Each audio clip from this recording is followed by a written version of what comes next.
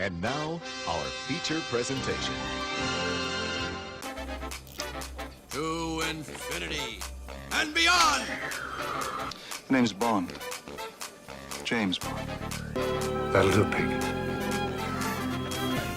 Bad boys, what you gonna do? Shorty with the box, who's in the box? Damn! Ew, get off of me! Ugh, that's it. A lot of people go to college for 7 years. I know. They're called doctors. Houston, we have a problem.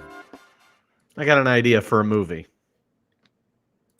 Welcome in, everybody, to 52/1995, a live movie conversation podcast where we're diving deep into the movies of the year 1995. I'm your host, Cody. I'm thrilled to be joined this week by my co-host, Ryan, to discuss the 1995 film, Get Shorty. If you are tuning in for the very first time, welcome in. We're glad that you're here. I am. I'm glad that you're here. I don't know if anybody else is, but I wish I'm you'd glad. leave. Yeah, I wish you would leave. I'm just kidding. Welcome. Hey. I love your name, by the way. Yeah, it didn't all fit. No, the important part didn't. Yeah. Birthday Boy is the name of the movie. That's the one. That's the part that got me. Birthday Boy. Oh, if you again, well, let me explain what we're doing here. Every week, 52 of them to be exact, we explore a different film from the year 1995. We dive into the year's important releases, discuss them in detail, and then chat with my guests about their thoughts and experiences with the movie and learn a little bit about what they've been watching. We are starting our new theme this month. It's called Make 'em Laugh, where each of our movies are comedies from the year 1995. Before we jump into Get Shorty, let's talk to Ryan and ask him if a question or so. Have you ever watched Get Shorty before? I have, and it was many years ago. I don't know exactly when or where I was, but it was a long time ago, at least 10, 15 years. But I remember liking it a lot. Mm-hmm. And this is based on an Elmore Leonard novel. Have you read? I know that I had talked to you in preparation for this, and you said that you were reading the book. Is this the first Elmore Leonard book that you've ever read? Yeah, I kind of knew his name from Get Shorty, and then again from like Jackie Brown. So I knew of him as a writer. I've owned this like mass market paperback because I liked the movie a long time ago. I probably owned the book for like 8 years, just sitting on my shelf of books I've owned and never read. So I was like, well, this is a perfect time. So I did read it this week. I always wanted to read Elmore Leonard books. I think also another author that comes to mind is Dave Barry a little bit when it comes to some of this stuff. Dave Barry, I think he wrote Big Trouble. Okay. Another movie that's kind of similar in the vein, like crime and comedy. But I often got it confused with another crime author who wasn't so funny, James Ellroy. You ever heard of James Ellroy? It's kind of familiar. He wrote like the Black Dahlia and sure, yeah. So like is it LA Confidential? I think that might be an Ellroy novel too. So I would get him confused with Elmore Leonard a lot. And I was like, I don't know if I really want to start reading those kind of books. Well, I'll say, I mean, yeah, like the crime novels were still a genre back then, and it's clearly a throwback to just the LA noir genre. So Elmore Leonard is a guy doing that in the 80s and 90s. I will say the book reads as snappy as the movie is. Like it's kind of an airplane read, but it's really fun. It's funny. It's smart. It's got good plot. So it's not as I go back to like the original noir guys. Raymond Chandler, and or whatever. Like those books almost read like art. They're so good and they're snappy and fun. But there's like 20s, 30s noir writers. This is definitely. I mean, it was published in 1990 or 1991, so just a few years before the movie. So it's definitely more modern and a twist on it, but it does feel as fun as the movie. There are differences I'll bring up, but mostly like a lot of the greatest lines in this movie are straight from the book. Well, and I know that is something that they, once they got a couple people on board for this movie, the studio wanted them to change a lot of the dialogue and make it easier for the consumer to grasp. And they were like, you can't change any of this. I think Danny DeVito was like, you can't change any of this stuff. Yeah, right. And I mean, it's what the movie. It's part of the heart of the movie is their kind of patois. And I don't think it's hard to keep up with at all. I mean, there may be a Mhm. reference here or two that people don't know, but like it's pretty it's pretty straightforward, but it's snappy, and this movie's really snappy, which I like a lot. Yeah, and I think there's some lingo in this movie that I wasn't familiar with, and so I had to look it up. Like, especially when it comes down to like the loans that are being given out or the bets that are being made. Like, what's the vig? I had to look up what the vig was. Well, I knew what Vig was, I guess. Yeah, Yeah, I thought I did no idea. I think I may have learned it from this movie years ago or whatever, but Shylock is a name that I know. uh, I mean, I know it's used as a sometimes an anti-Semitic epithet because of Shylock and Shakespeare, but because of Shylock and Shakespeare, money lenders and loan sharks are called Shylocks. But I think I knew that all of these years. Looking back, I knew it because of this movie. Yeah, I think I knew. Well, I knew it from a friend in college, but Merchant Venice, isn't that where Shylock's from? I think so. Yeah, yeah. Yeah. That's Um, you prick me, don't I bleed kind of stuff. yes, yeah, that one. So yeah, a lot of stuff in this. I had actually not seen this movie until I think I watched it last year. And I don't know why I picked last year to watch it. Sometimes I watch a movie during this year. I'll see a movie that I'm like, oh yeah, that's a '96 Well, movie. you do 12 months of preparation for every episode, right? You're like Yes, you're already deep into researching 52/1996, right? You're getting ready for 97. I'm halfway through. I'm 6 months into the new. I've already watched Yeah. 6 months worth of movies, and I'll rewatch them, of course, just to keep my mind fresh right Mhm. before. But yeah, I've already got everything written down that I do for the show. Never Well, once doing my notes, an hour and a half before this. never. Never at all. I don't know. I like this genre of movie. I think this is especially. I like that you brought up Leonard's Rum Punch, Mhm. which is the basis for the Jackie Brown movie. Like, I like the comparison, or not comparison. I like this genre, and I think Jackie Brown nails it. I think Get Shorty's a really fun take on it. I think there were a lot of movies coming out in response to Pulp Fiction that came out, year before this. And I don't think this movie actually compares to Pulp Fiction, other than like a star. It's clearly like operating in its in its wake in a way. Yes. There's like a conversation happening. And I like it a lot because I like that it's lighthearted. I like that it's funny. I love a Casino. I love a Pulp Fiction, like gritty crime drama.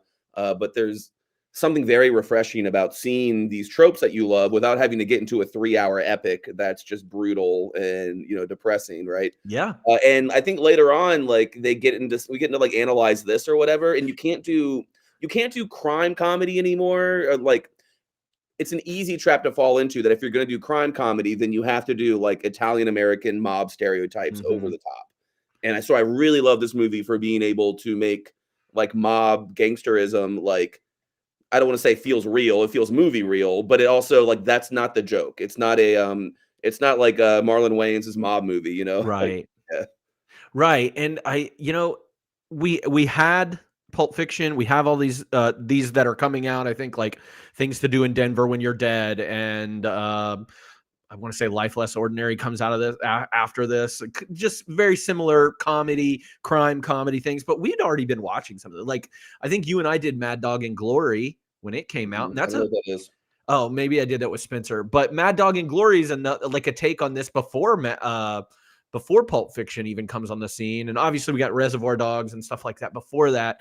But Mad Dog and Glory is a movie with Robert De Niro playing against type. He's like a neurotic guy, and Bill Murray is the Italian mobster guy who like loans his girlfriend out to Robert De Niro. Uma Thurman is in that movie. It's an interesting movie, and like, I liked where it was going, but it didn't really nail it the way that some of these other movies do.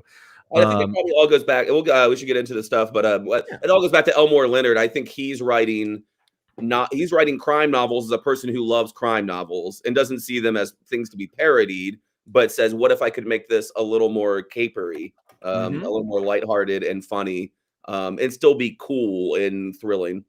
And I think like these movies also give an opportunity for some directors out there to really, hone their chops, I guess, in this kind of genre. Like Steven Soderbergh has his own version of this with Out of Sight, which is also based on Elmore Leonard. And then you've got Tarantino getting on this, Barry Sonnenfeld, which I think is an interesting choice for him to take a movie like this and want to do a movie like this compared to what he had been doing. But it makes sense in the it makes sense in the Coen sense of things. Like Coens were kind of doing this silly thing. Movie reminded me of like Burn After Reading. Yeah.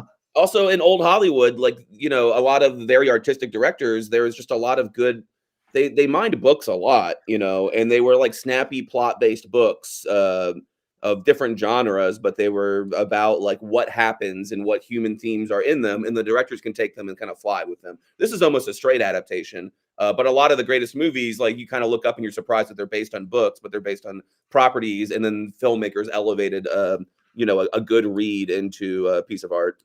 It makes me wonder, and maybe like we were talking about Dashiell Hammett earlier, and that makes me think of Humphrey Bogart. Are there any Bogart movies that take place within like the crime world? Like we already know he has those with like Sam Spade and everything, but that take a little bit more of a comedic route. I wouldn't know. That would be an interesting thing. That would be I wish I could have seen something like that. Yeah. But yeah, just food for thought as we're talking about all these things. So let's take a look at our movie and what was going on then. So this movie's name is Get Shorty. It came out October 20th, 1995. It is directed by Barry Sonnenfeld. A lot of you people probably know him from the Addams Family movies of the 90s. It's probably or Men in Black. That he will have great success with Wild Wild West as well. But he started out as a cinematographer for the Coen brothers. That's why I brought up Coen brothers. I believe he shot Miller's Crossing, and I'm thinking Blood Simple might have been with Barry Sonnenfeld as well. Yeah. So these movies, these very similar type movies dealing with crime, comedy, Raising Arizona, another one to bring up in that kind of same genre. This movie was written by Scott Frank based on the Elmore Leonard novel titled Get Shorty. The cast includes John Travolta as Chili Palmer, Gene Hackman as Harry Zim, Rene Russo as Karen Flores, Danny DeVito as Martin Weir, Dennis Farina as Ray Bones Barboni, Delroy Lindo as Bo Catlett, James Gandolfini's in here as Bear, Bette Midler's in here as Doris Saffron. We've also got a lot of character actors in here that I do want to mention. Some of these are cameos, but David Paymer's in here. We've seen him a lot over the last 3 years. Martin Ferrero, we've seen over the last few years. Miguel Sandoval, John Grease, Jacob Vargas, Harvey Keitel's in this in a cameo, which is a very funny cameo. Penny Marshall and Alex Rocco in probably my favorite kind of cameo in this movie. Let me give you the synopsis of this if you didn't sit down and watch this. Chili Palmer is a Miami mobster who gets sent by his boss, the psychopathic Bones Barboni, to collect a bad debt from Harry Zim, a Hollywood producer who specializes in cheesy horror films. We're already wrong on this. But when Chili meets Harry's leading lady, the romantic sparks fly. After pitching his own life story as a movie idea, Chili learns that being a mobster and being a Hollywood producer really aren't all that different. This movie had a budget of $30 million and a box office return of $115.1 million, which is awesome. Yeah. A lot of that, I feel like a tenth of that budget went to Travolta. Yeah, Travolta. Yeah. He was $3.5 million. So it's a cheap movie to make too, because it's very talky and there's cheap gun effects and stuff like that. And you film everything in LA, even though part of this takes place in Miami. Yeah. You're just like, yeah, it's LA. Rotten Tomatoes, people like this. I struggled to find the negative reviews of this, and I had to go a little bit outside to find some. But it's a pretty well-liked movie at 89% on Rotten Tomatoes, 6.9 on IMDb, a 3.5 on Letterboxd. Roger Ebert loved this. He gave it a 3.5 out of 4. He said he's made a small jewel, a film that demonstrates to our amazement that even Hollywood characters in The Player were not quite at the bottom of the barrel. Fred Topel of About.com was a negative review. You know that a famous website, About.com. He said, I really never got into this one. It's slow. Some industry jokes are funny, but mostly really slow. Rene Russo looks great, though. That person is... I mean, Rene Russo looks great, but if that's your takeaway, it's This movie is a lot of talking and with a few bursts of action. Yes. But it moves fast. It's edited fast. It's an hour and 45 minutes. I've watched it twice, and both times I was like, man, we're already in the last half hour. It is that weird feeling of, I get where the slow comments come in. I believe when Alyssa was watching it with me, she was like, this is kind of slow and boring a little bit. But yeah, I felt like it went so fast in that hour and 40 minutes. We've watched a lot of 2.5, 3 hour movies now. And yeah, when you get something like this, it feels down fast. Yeah, it all comes down to the characters, I think. Like I kind of just wish there was more of them talking, because I love Harry Zim and Chili Palmer talking together. I love Danny DeVito, Martin Weir. I love all these characters talking to each other pretty much. So the book gets like that. Anytime you've ever seen a movie adapted from a book you've read too, even though the book moves really fast and isn't that long, it is like, when they're sitting down at the first floor of Karen's house and they first meet Chili and Harry, that's it's like 30 pages of dialogue, and there's a lot more of it or whatever. And then that scene happens so fast. I'm like, no, that's like the best part, because I sat there for a long time and like soaked in more details. So then when you see it adapted in the film, you're like, oh, it's so zippy. Why is it gone already? Yeah, I think, and yeah, I agree with you, and Chad agrees. I wanted a little bit more of things. Like I wanted more Martin Weir the whole time. I was just like, please give me more Danny DeVito being like subtly insane. Like he's not like a crazy actor, like, but he is doing these little things where you're like, that guy. This isn't a real person. You can't feel this person as a real person. He's not real in this. And like Chad says, Leo's great. And more of him would be good. There's a little bit more of him in the book. And Martin, we'll get into it. Martin Weir is very different in the book. That's one of the big changes. Well, I think Danny DeVito in this movie is something special too, and the fact that they choose that he was like, "You're the right guy for the Shylock part." Yeah, he's like, "Yeah, I am that guy." I'm like, "No, you're not, man. No, you're not. No, you're not. Too short. Yeah, you're too short, man." This movie does have a little bit of a legacy outside of Travolta winning at the Golden Globes for Best Actor in a Comedy or a Musical, which doesn't ever translate over to the Oscars. This one actually got a sequel, and the sequel is called Be Cool. Is that based on an Elmore, or is that separate? Like, did somebody write Be Cool? I do think he wrote the novel. I watched that this morning. And maybe when we get the pair with section, I'll give you a breakdown of what that movie is. Perfect. We're talking about for 2-3 minutes. I'll just give you a breakdown of what that's like. Good.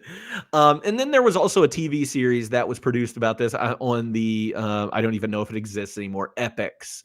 I believe MGM has it now. But a TV series that is similar. None of the same characters are in this. And it stars like Chris O'Dowd as the gangster wannabe film producer. And that lasted for about 3 seasons, 2017 to 2019. So never got to watch it. But and the 3, I was like, maybe I'll have enough time to check that out too. I figured it'd be like 1 season. When I saw how many episodes it was, and that it had very little in common with this universe anyway, I was like, I don't really care. Yeah. And it seemed so different because I know we're harping on this a little bit, but like, the Chili Palmer character always seems very cool, calm, collected, gangster. Replacing that character with Chris O'Dowd, who is a very nervous Irishman, if you're familiar with like the IT Crowd and his character work from that. And like believing that he's a gangster, like you'd have to take it a completely different direction if he's cast in that role. And then Ray Romano plays the Gene Hackman-esque role in this. So could be fun, could be interesting.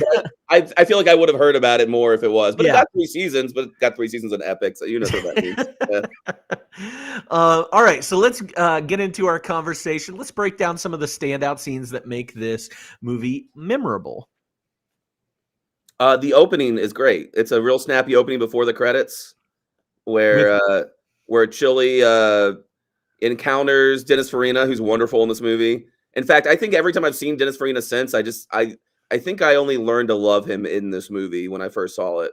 And then he's always doing not as good version of Dennis Farina and everything else, in my opinion, because I love him so much in this movie. I think of him in Snatch. That is, I want to say my first experience with Dennis Farina. But Dennis Farina does not know how to play anything other than Oh yeah, a Chicago guy, just and he's Dennis so good at it. He is so good at it. He's Yeah. like, he's so good at, I had to go through the thing that you have to do sometimes where I'm like, I don't really like Dennis Farina that much. And I'm like, oh, I don't like his characters. Like he's just a great actor. Yeah. He's just so good in every role that I get a little ick when I think of him. But that's because he's Dennis Farina. He's a cop or a mobster. I don't think Dennis Farina's played anything else. And he's not a likable version of either. No, he's not. Yeah. If he's a cop, he's not like a hero cop, you know. And I think he was a real cop in Chicago, and I think that's why, because he got like hooked up with Michael Mann for a bit. I think Thief. He might play a cop in Thief. Okay. When the beginning. So I think that might have been his first movie was playing a Chicago cop, and not a likable one either. But yeah, he gets a bunch of scenes in this movie, but they're all short scenes. But he gets all the comedy. He's like such a fun character to watch, and he's kind of a villain, but not a scary one. But it starts off with Chili Palmer clearly not liking him as they meet. He makes some dumb joke about Chili's name. Ends up taking Chili's jacket from the coat check, which makes Chili mad. He finds out Ray Bones, is the one that took it. So he just goes and knocks on his door. Bones opens up. Chili pops him in the face, breaks his nose, grabs his jacket, leaves without saying a word, which then prompts Dennis Farina to show back up in the barber shop where Chili works out the back of, to shoot him with his nose all patched up, and he gets shot in the skull by Chili, just kind of just giving him a scar straight up his hairline, straight through the widow's peak right there. Which is funny. And he acts like a baby both times. He gets shot and punched. He's like not tough at all. And he's like, call 911. Call 911. Yeah, call 911. Goes to the boss in Miami, and he's like, as long as Momo's still alive, Chili can't be touched. Kind of thing. And then Momo dies. And then then start credits. It really is like a fast little thing that happens where you're like, okay, this guy's a jerk. Here's your character. They have some beef. It doesn't matter because Chili Palmer, John Travolta's boss, is alive, so he can't be touched. Then you just see John Travolta's boss for one scene where he dies because he got scared from a surprise party that was meant for him. And then the credits start to roll for Get Shorty. Yeah. I love for my scene, I just put Chili versus Ray as like my first little section here, because I do love this whole section, even after like when he comes back with his patched up on his nose and his hairline, and he's like, hey, see if the guys can fix you up a hairpiece.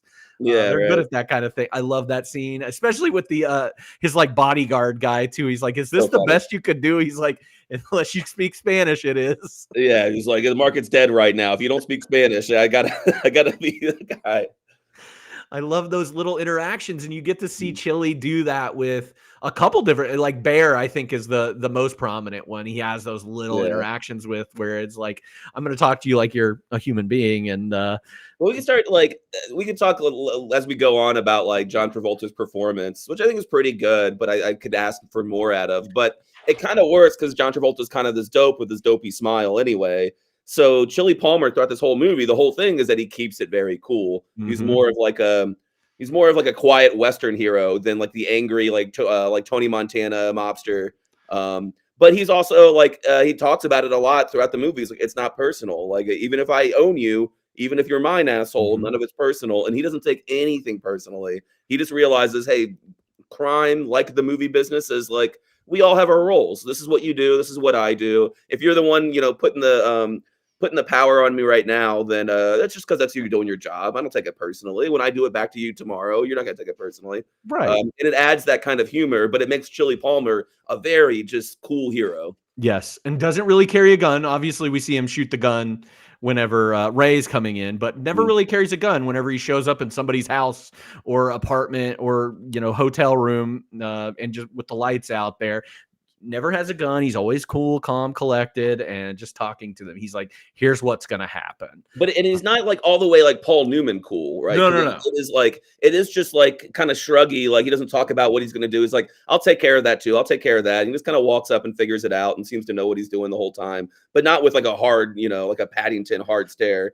He's he's just kind of dopily smiling through it all. He does kind of feel dopish in the way that he doesn't ever like, and this is one of the things about this movie that I was like, he seems like he's got everything under control. He's keeping books. He's like very, it seems like he's got a plan for everything, but then like he just hears about a new opportunity, and then he hears about another opportunity, and then he just kind of forgets what he's doing. Like I never feel like that is still on his mind. After he learns about the thing in Vegas, he's like, "Oh, I'll just go to LA and I'll be movie business. Can't be hard." And like you never hear about him picking up the cash for that Vegas guy ever again. Yeah, that was the thing that's never cleared up, that he ever gets the Mesa Casinos money back.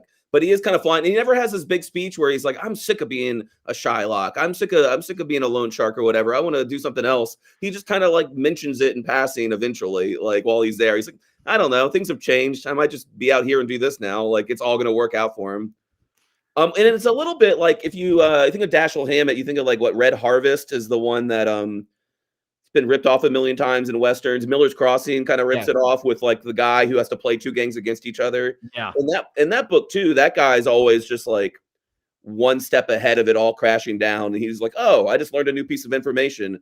Okay, this is it. I just figure out how to like, leverage that to what I need to get me through the next chapter and to stay one step ahead of all the chaos until everything's burnt down and he just walks calmly out, So it has that noir vibe, like those noir guys don't ever get shook, But I just feel like he's so lucky. Like I feel like there's a level of luck with Chili. Like, yeah, I don't know. They're like he's cool. He's Vinny Barbarino. He's the Fonz, whatever. But like, I don't know. There's a level of luck with him. He could have gotten shot in the back a million times. Yeah. Like but he knows when someone's got like, and that's what this book does or this movie does too. It's like it adds those little lines in there. It's like, "Oh, I can smell it on a guy when he's about to shoot me." Like that's not a real line, but you could see him saying something like that. So yeah, he doesn't have to worry about ever getting shot because you'll always see it coming because he just understands how people's work. Yeah.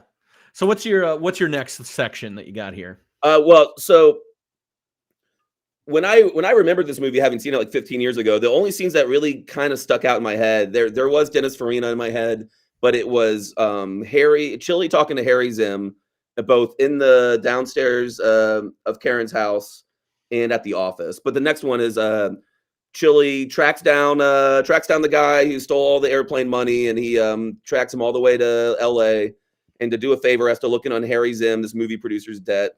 Sneaks into her house where he is with Karen Flores, an ex of his, and just turns the TV on. And Karen wakes, Gene Hackman, Harry Zim up and says he has to go downstairs and check it out. And so obviously it's a scary situation. But slowly Chili just starts talking to him like a normal guy. And before you know it, they're sharing a bottle of scotch. And he's like, "I got a movie idea." And the movie idea is Get Shorty. There's like a meta element to this. And that meta element is in the book as well. Yeah, this also brings up the first time that we get to see not the first time, but like Chili's love for movies. Yeah, we really get to see it with this because he turns on the TV and I forget what's playing. Actually, it's Letterman, and Letterman's playing. It's a note I have because there's the theme of him loving movies, and later on that happens again with the movie on. So I don't know why they didn't have a movie on. That's what it's like in the book too. That Letterman's on. Talking to Paul Schaefer is all it says, but you wish it was another movie and he could. Yeah. But you do get to see Chili's love for movies as he's talking to Harry Zim, and as when Karen eventually comes down the stairs and is like, "What the hell are you doing? Kick this guy out of my house!" Like, that's great that you guys are bonding, but I'm trying to sleep. But yeah, he's like, where we meet Gene Hackman and Harry Zim too, who is a great character. Like, yes. If there had to be two, it would be, Chili can't carry the movie. He's too calm. So you have like Dennis Farina on one side and Harry Zim on the other, and they really make like a good triangle. And Danny DeVito is Martin Weir. Like they make this like different types of crazy. And I love Gene Hackman in this.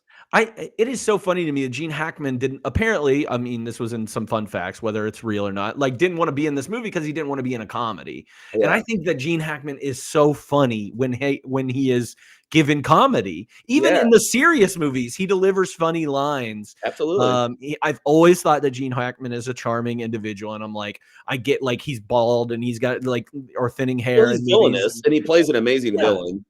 But he's a likable villain. You see, he's got charisma. He's tall. He's got a booming voice. He's got that like mischievous smile. Like I really love Gene Hackman on screen a lot. Rip to a hero.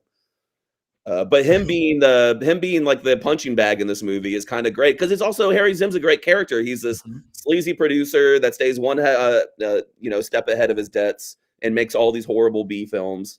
But he don't care; it's just business for him, you know. I was thinking of like we watched Ed Wood last year. I was like, Harry Zim produces Ed Wood style films to me. Yeah.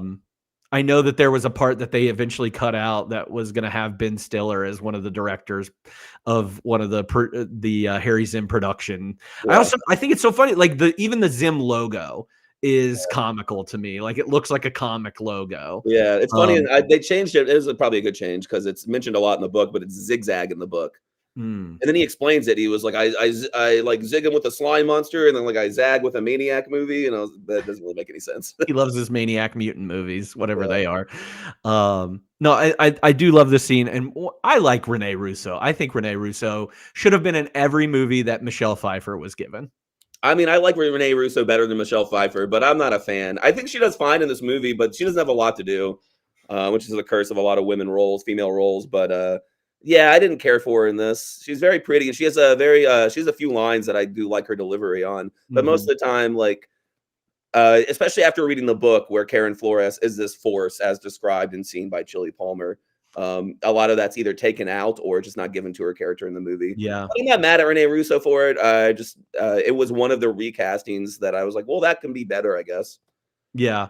And that's interesting in the book too. It seems like Elmore Leonard, does like to write strong women characters in his books with like Jackie Brown and Karen Sisko, who is in the Out of Sight kind of that movie anyway. Yeah.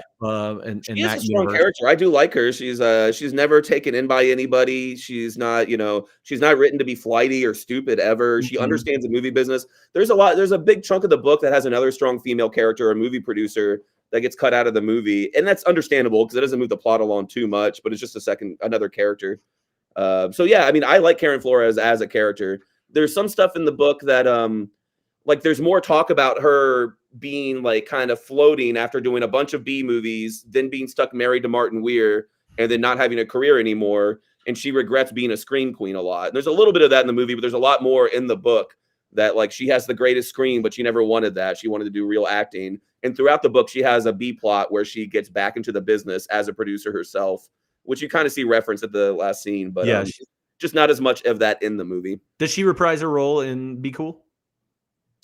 She's almost never mentioned at all. Uma Thurman gets back together with John Travolta and Be Cool. Oh, okay. And I mean, my favorite recasting when we get to it would be Uma Thurman for this. Although it's like, a year after they did Pulp Fiction, it would probably hurt the movie to do that.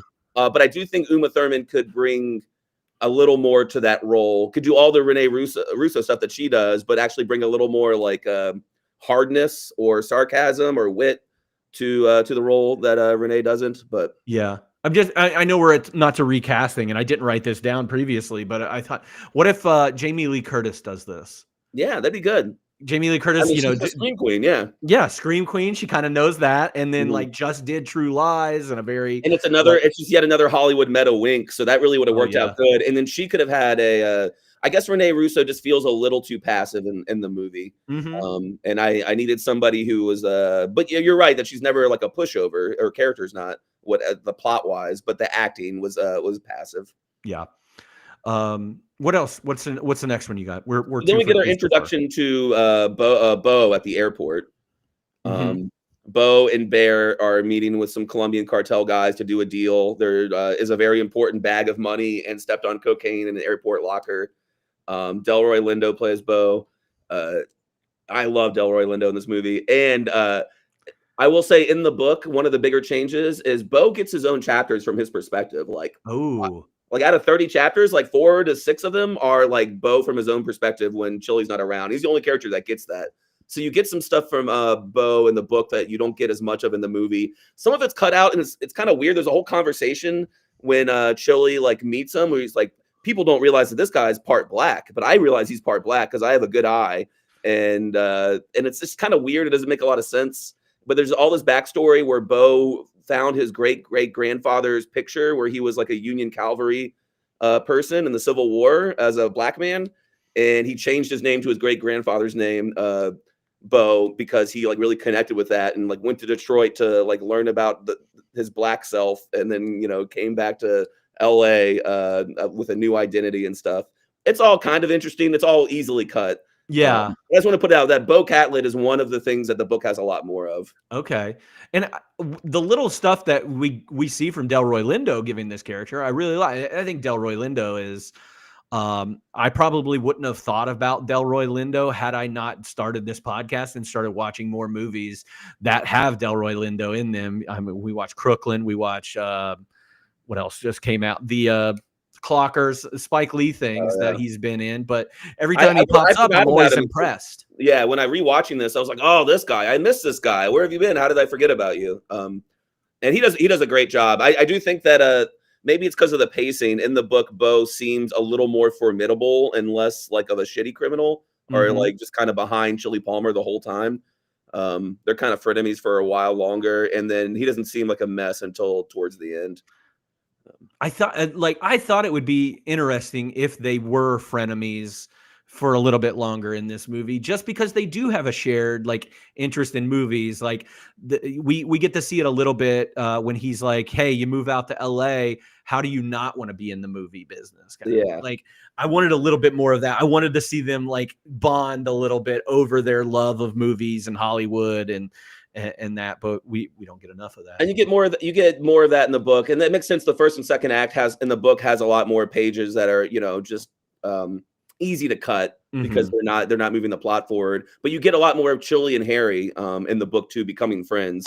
Because in the movie, it feels like, hey, we're homies, we're partners now. Oh wait, now we're betraying each other immediately. Like after one scene of getting to know each other, it's paced a little better in the book.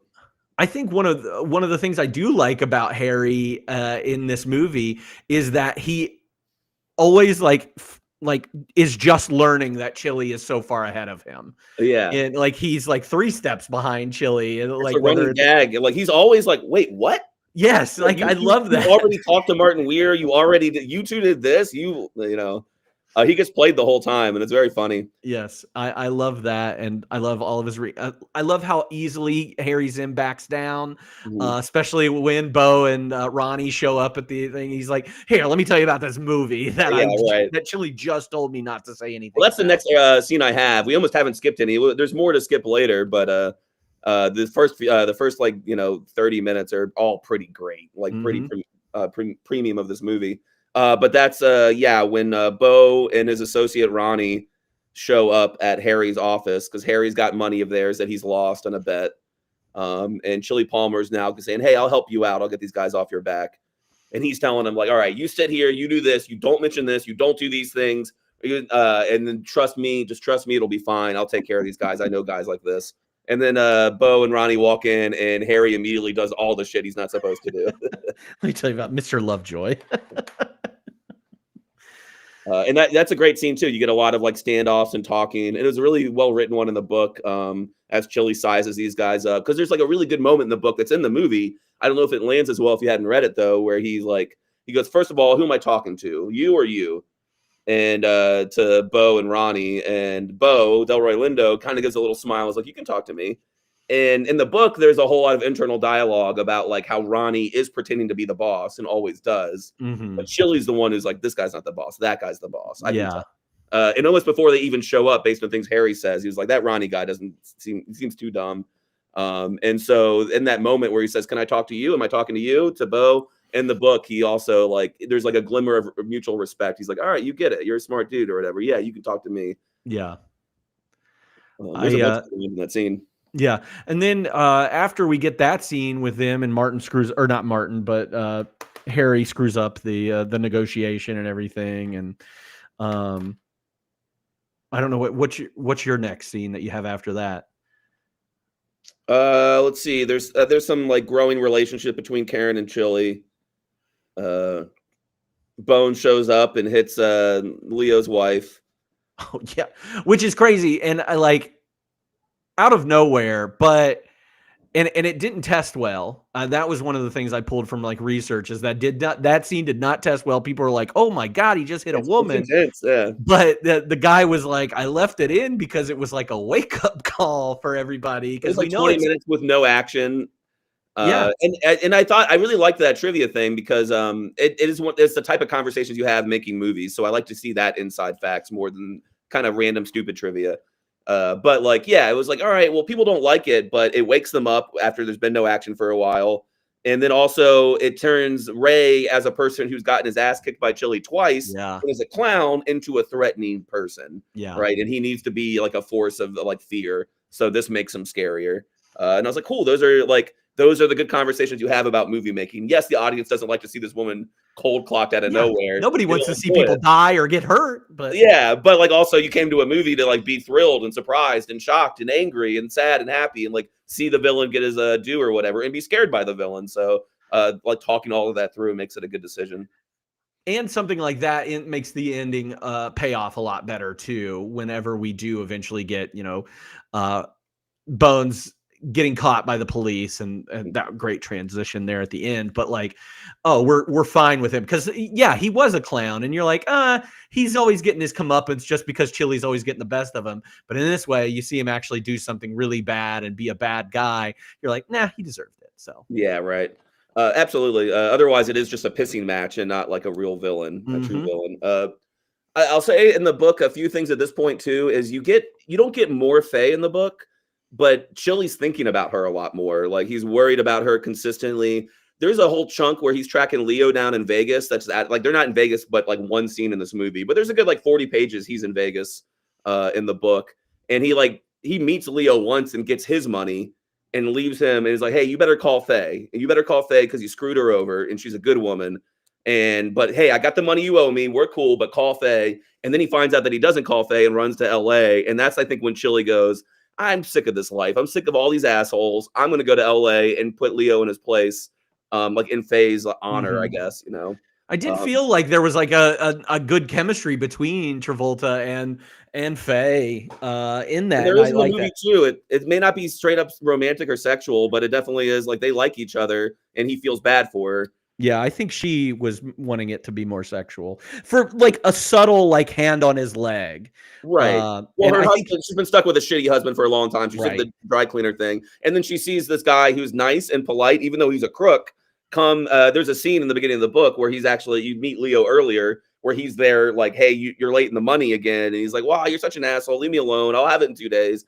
And you can see like that she looks at her husband like a gross bug and thinks that Chili Palmer is like a pretty reasonable guy who's like, I promise I'm not. They're waiting on Leo to show up together. And he's like, I promise I would never hurt him in front of you. We're not trying to hurt him. We don't want to. It's trying to put her at ease. So she like does fade off in the book like she does in the movie, but a lot of his like first act motivations are him just like he can't get Faye out of his mind as somebody who got screwed over unfairly. So even when he finds Leo gets the money that Bones needs, he's still like pissed off and is like motivated to go because Leo, he finds out, he calls Faye and he's like, did Leo call you like I told him to? She's like, no, he didn't call me. And he's like, fuck that dude. a lot more in the book than what we're getting in this movie. How long is the book? Is it like 300 pages? It's not long. It's like it's like 360 pages, but it's mass market. Like the pages aren't that like you zoom through it pretty if you're a reader at all. So it's a fun read.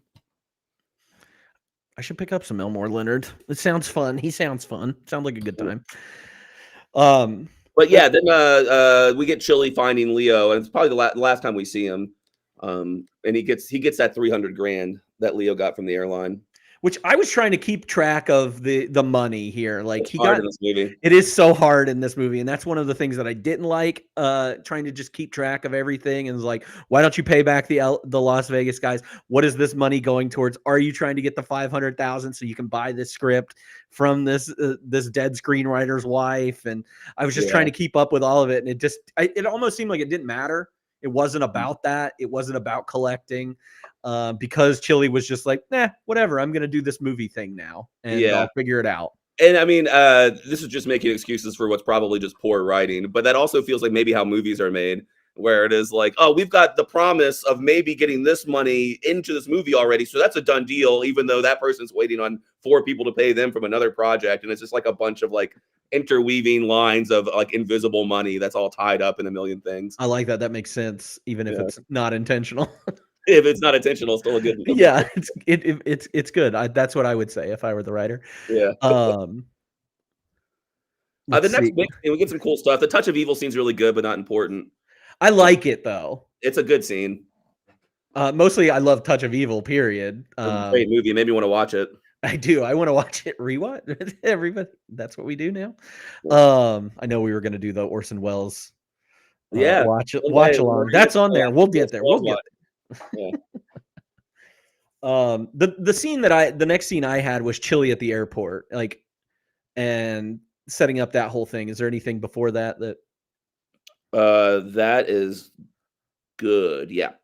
Yeah. So basically, Bo setting up Chili, and Chili knows. He knows this is a setup. He's setting up Chili through proxy from Harry. He's like, here it is. You can have $500,000. It's at the airport. It's on a deal that we just haven't been able to do. But Chili knows it's a setup the entire time. He does this little scheme where he convinces somebody to put put this stuff in a locker next to him so that it'll look like he's at the right locker. But the DEA agents catch Chili going into the wrong locker.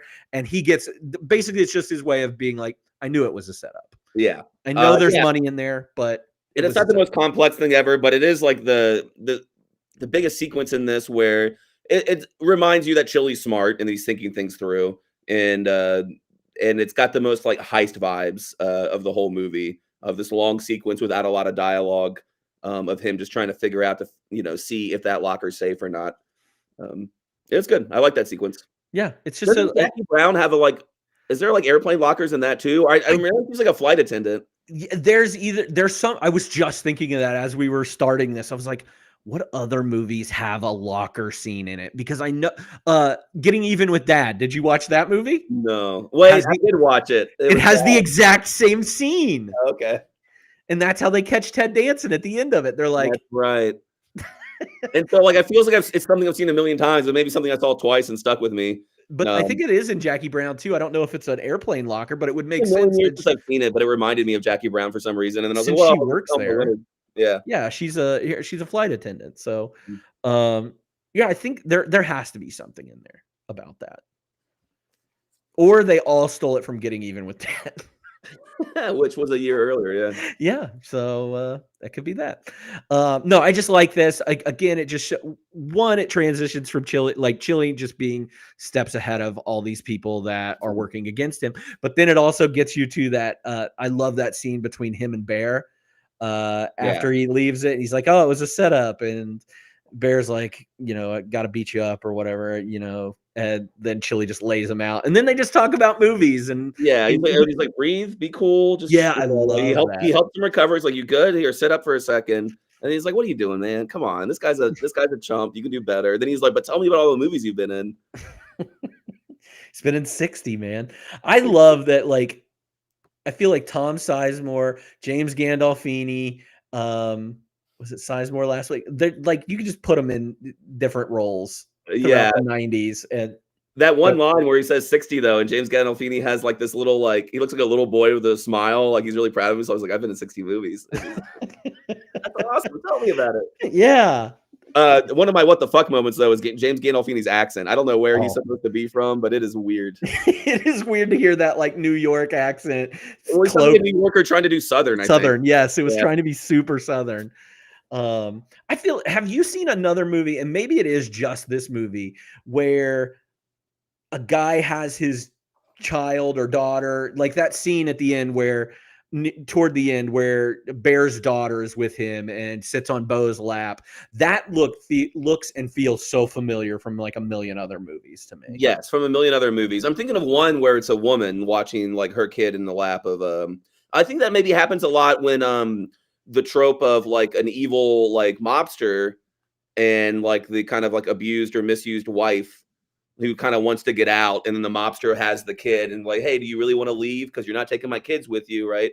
Kill Bill 2 maybe, also maybe Godfather 2, right? Like, oh yeah, like or at the very least in Godfather he says, you can leave, these kids aren't leaving, my kids aren't leaving. And she's like, you don't even talk to them, why do you care? But he's like, I don't care, you're not taking my kids anywhere. So Yeah. So I thought that was a little like just like the locker scene. I was like, man, I've seen this so many times before, and I cannot I'll say in the book, figure it out. everybody loves that. Well, Bear and Bo, like Bo's like, this is the best little girl in the world. They watch. There's like 3 pages where they just watch her play video games, and Bo and the Bear won't shut up about how good she is at like shooting planes out of the sky. They're like, she's amazing.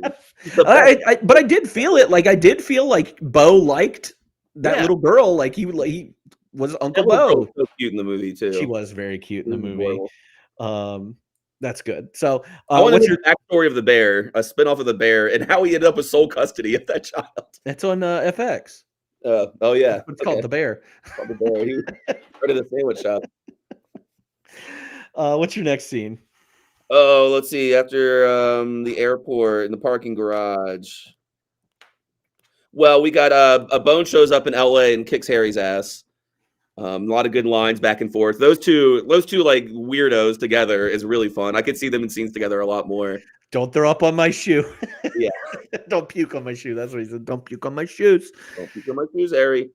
That's where we get the line that shows up at the end of the movie, like "fuck you, fuckball." I love him I love Harry on the phone with Bones too. Yeah, like being the hard ass that he's learned from being like hanging out with Chili. And yeah, I'm the guy that didn't get the fuck out of Miami. Yeah, it's because your dip shoes never left Miami. No, I love that, and I even love the little Ronnie scene in here when Ronnie comes to collect. Like, yeah, and he's talking about the guns. He's like, "Oh, that's cute. You got a little Fiat gun there." He calls it something else, but yeah, right. And he just he goes, "Yeah, I do." Bah, bah, bah, bah. Yeah. Shoots him down. I also love the little detail that where Harry, he's like, "You got to shoot him," and the one wound is in the foot. Yeah, and you're like, "That was Harry's shot." Yeah, we know. Like, he doesn't have to tell you that his was in the foot. That's what this movie's full of. It's just like little details that that are just so passive in the background or something. Or in the book too, there's a couple lines where like in the press, everybody's confused about how he got shot in the foot. They're like, "There's something going on here. This is weird." I do love that. What else? Let's see. We get Karen and Chili are finally fucking. The Escobar Colombian cartel show up, which don't need to. They're not in the book, and they don't do anything in the movie, and then you never find out what happens with them or their money. So I guess we skipped over Martin. We skipped over Weir meeting Danny DeVito. So you get a second meeting with him. So that's pretty good. They're trying to get this big movie star who's like the best movie star in the world, who's on every single magazine in this movie, all the time. Everywhere, everything, even Playboy. He's on the Playboys too. There's a like Martin Weir interview inside. But I guess there's not much to say about that except that he's hilarious as a full of himself actor. So funny. Another example though, at this dinner or at this lunch, like of Harry just being completely behind the ball again. Like he's talking, "Oh, it's not this movie. We're doing this movie. We're doing Get Shorty. We're doing the Shylock movie or whatever." When he's like in Traction and he's like, "Mobsters, what money?" Like he's just behind, nobody cares. It's really good. And they actually in the book he does it one more time with the word Shylock because that's when he realizes and he turns to Chili and goes, "Shylock."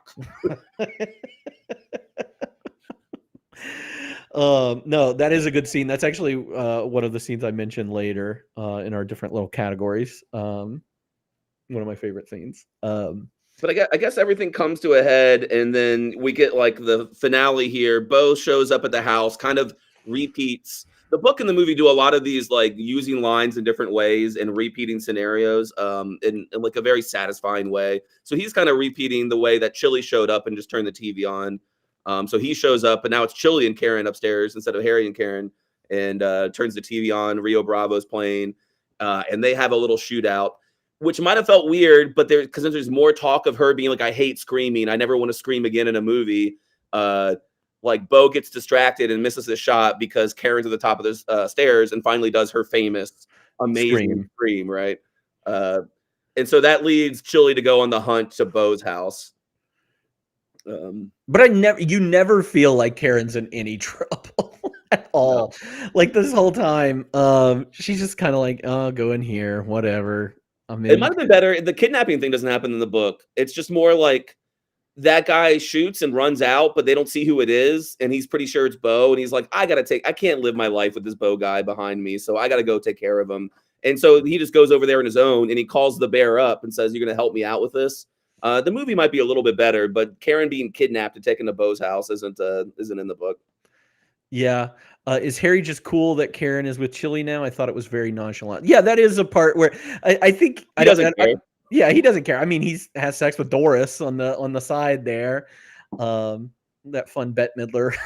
Yeah, they wrote that just for her because she's in the book, but she doesn't do any of that shit in the book. She's barely in it at all. In the book, the reason he needs the money isn't to buy it from her. It's because Martin Weir won't do a movie unless he's got like $7 million down, whether the movie gets made or not. Okay. That's the motivation, but that's not a great motivation. So it was just I don't know, because Bette Midler wanted to be in there and do some Bette Midler stuff, and it was pretty fun.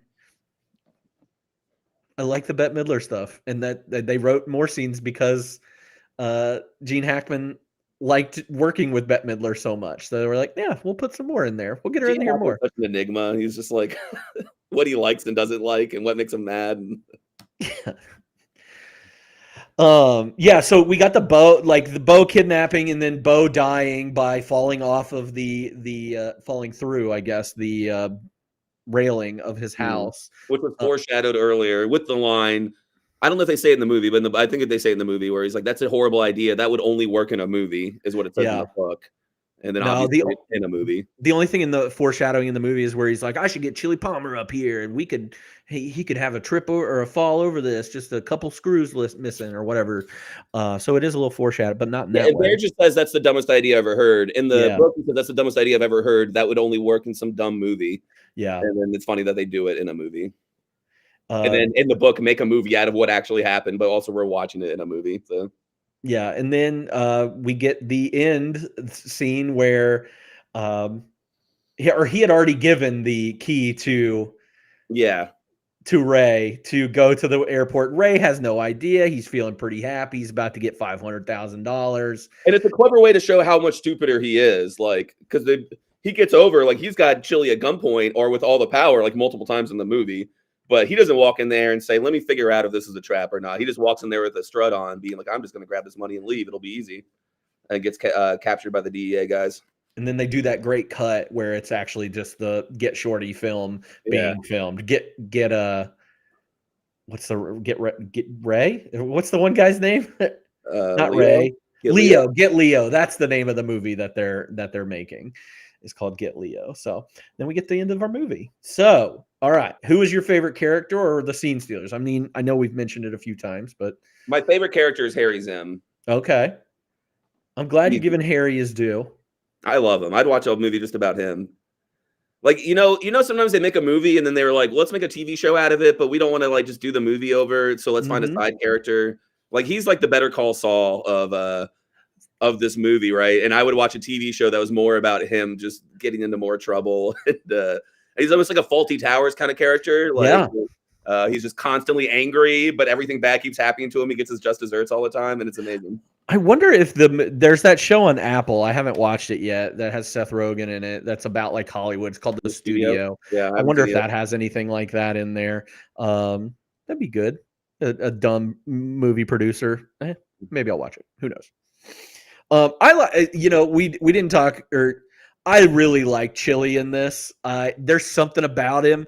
John Travolta's performance of him, or whatever it is, but I really like Chili. He's a cool character. He's cool. He is always, a couple steps ahead of everybody, it seems like, and he just loves movies. And I'm like, that's a guy that I want to just sit down and talk with. Yeah.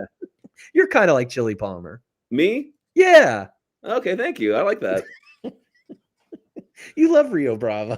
Yeah, but I feel like I would sit down and talk. I do. Rio Bravo is a great movie. I love Rio Bravo. That is a good movie. That's one of the John Wayne movies I like. Yeah, despite Dean Martin. I like Dean Martin in it.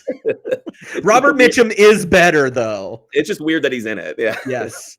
It's not just Dean Martin. It's another like Bob. It's like Bobby something or the young kid who sings. Yeah. My mom loves that guy.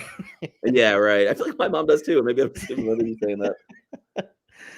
No, I love Chili. Scene stealers. Delroy Lindo is so much fun. He's just his face, his voice, the way he's dressed. It's just he's just a cool dude. He's a great actor. Anytime Martin Weir's on the screen is amazing. He is the best in all those scenes that he's in. So, all right, I'll take a quick second to talk about the book and how he's different. It maybe affected how much I could enjoy Danny DeVito in there because I forgot he was that character. In the book, the book doesn't know whether it likes Martin Weir or not, and they don't ever describe him like. There's something inherently funny because Danny DeVito is a movie star, but he's obviously not built like a movie star, right? And his career is very different because he's a unique person with a unique sound and shape and all that stuff. That's never like they talk about him being too short. They talk about him being short in the book, but it's almost like in the way that all actors are shorter than you think they are, and not like very short. And they talk a lot about Martin Weir being this guy who just doesn't know how to have success. He almost seems like a little Spectrum-y, where he like dresses very normal because he wants to be one of the normal people, but he doesn't like fit in with normal people when he's around them.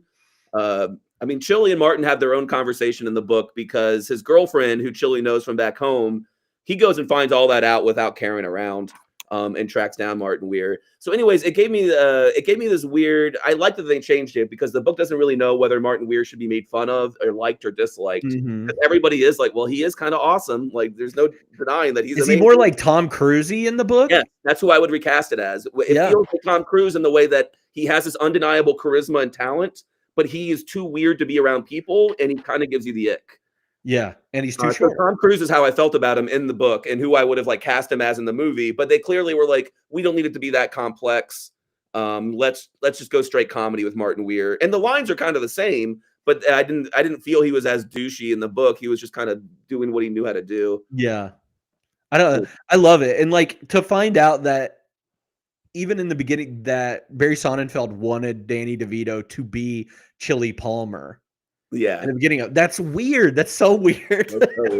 Well, Danny DeVito's part of the production team from the beginning. Yeah. Like he helped like get the script and everything. And good guy Danny DeVito just getting movies made out there for all those people. What is funny in the book though is that the more that that Chili Palmer develops his script of his story, he's like, I don't want him to be the Shylock. I want him to be Leo. And they revamp the movie to make Leo like it's Leo's story. And like you're living through him. Yeah. And that's why it's like called Get Leo at the end or whatever. And Martin Weir ends up playing the Leo part and not the Shylock part. Any memorable lines that stood out to you?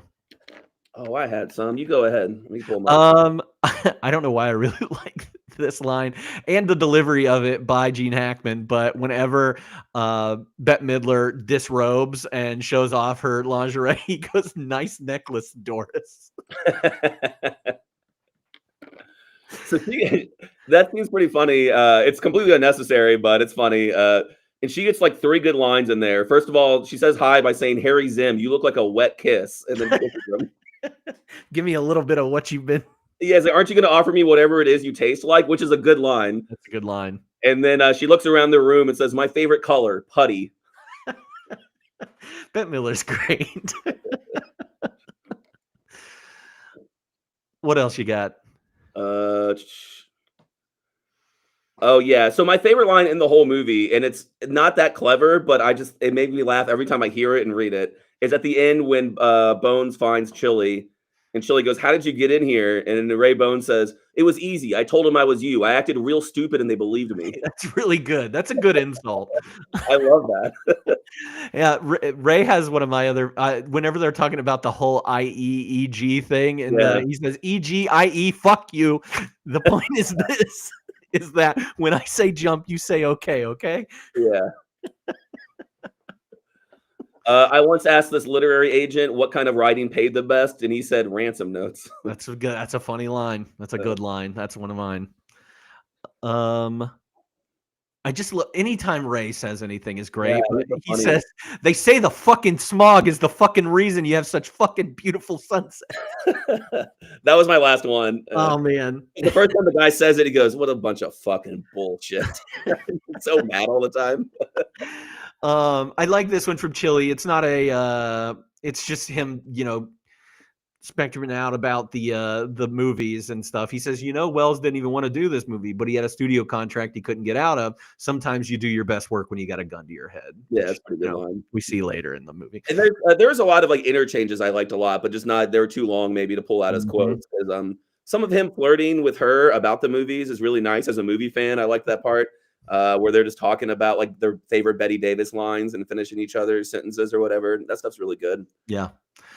Biggest emotional punch in the movie, biggest laugh, cry, scare, thrill. Let's see. Oh, Bones again on the toilet, reading Martin Weir's book. And then the phone rings and won't stop ringing. And he just goes, fuck, fuck, fuck, fuck, fuck, fuck, fuck, fuck, fuck. And he gets off the toilet to answer the phone. I love when this isn't even biggest laugh, but referencing the book in the toilet is when Karen shows up or is kidnapped by Bo, and she goes into the bathroom and he's got Martin Weir's book right next to the toilet. And she just goes, Jesus Christ. These fucking people. And on laugh I had, because they didn't need to add it in there. It was just a funny little thing where Bear's holding Chili off the side and she just starts shooting at him. He's like, what the fuck are you doing? And like, he's like, what's he doing? He's like, she's shooting at us. And he's like, Karen, it's me. It's okay. Like, okay, I'm sorry. I had the lunch scene as one of my biggest laughs was the Martin at the lunch scene where he orders everything for them and it's ludicrous. And then he just leaves immediately after he orders it. And they're just stuck there with, I don't even remember what the order was. Papes and a shallot omelet. So insane. No, I love that part. And then I also had where Momo, the surprise party for Momo, and that's how he dies. Because you think he's gonna get shot by or get killed by. They lead you to believe that, and then it's just a surprise party. And no, that was really good editing to do that and right into the credits. Yeah, like here's Momo. Now he's gone. Now you understand the story we're about to tell. Here's it's very good. I think we talked about all the rest that I have. But again, at the end, we don't know what happens with the Las Vegas money or the Escobar's money. I guess you can kind of read into it that they turned around and made a film so fast that they made money off of it and paid all their debts off. Most WTF moment. That was at Mesa and Escobar and Gandolfini's accent. Yeah. I had Chili's line. There was a line that I hated in this movie because I was like, it's so dumb. It doesn't make any sense. To me, it didn't make sense. I think there's a way you change it. But it's, I'll find you, Leo. You leave a trail like a fucking caterpillar. And I was like, do you mean snail? Do you mean snail? Do you mean snail or slug? Snail. That bothered me too. I didn't actually think it all the way through to what he should have said, which is snail. But every time, because I saw it, I watched it twice, and then I saw it and like listed as great quotes in the movie. And it's such a moment for him to be like slam the door and tell him off one last time, and he says caterpillar instead of snail. It's like, how you fucked that up? Yeah, that's a bad line. That is not cool, Chili Palmer. No wonder. I do like that little interaction with. I think Joe mentioned it in chat earlier about how Leo was demanding interest on that. That whole little interaction where he's like, nope, not listening to you at all. And then also Alyssa had mentioned earlier, whenever I was talking to her before this, she was talking about how Martin Weir was just like always smelling Karen. He's just obsessed with her smell. He's like, oh my God, you smell so good. Like he keeps like trying to kiss her in the lips and she keeps leaving her. Yeah.